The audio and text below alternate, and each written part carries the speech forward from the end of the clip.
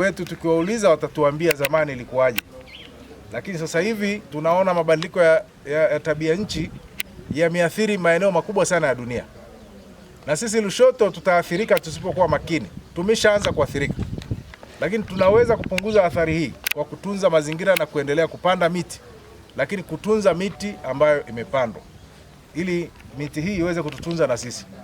Kwa hiyo niwatie moyo viongozi wa kata, wa vijiji, muendelee kuonyesha njia kwa wananchi kwamba miti huwa inapandwaga hivi. Kila mtu katika nafasi yake atimize wajibu wake. Tuendelee kudumisha amani na utulivu. Nina furaha kwamba Wasambaa ni watu wakarimu na ni wapole sana. Tangu nimekuja hapa mimi sijapata shida nyingi ya watu wakorofi. Wako wachache wanaweza wakawa wanasumbua, lakini sio sana.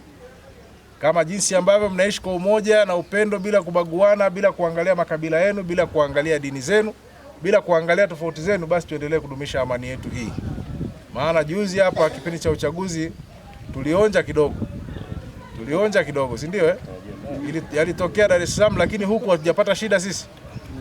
Tulipata shida. Kama hujapata shida, maana yake wewe hauna mizigo unachukua Dar es Salaam, au hauna mizigo unapeleka Dar es Salaam, au hauna mgonjwa anaenda Muhimbili Dar es Salaam. Maana yake yale ni matokeo mabaya ya machafuko. Tuendelee kuwasihi vijana na watoto wetu kutunza amani tulionayo, kwa sababu ndio inayotufanya tunaishi maisha mazuri namna hii. Baada ya kusema hayo, wananguli, sitaki kuwapotezea sana muda. Ni asubuhi, ni muda wa kazi, na najua mmenisubiri kwa muda mrefu sana.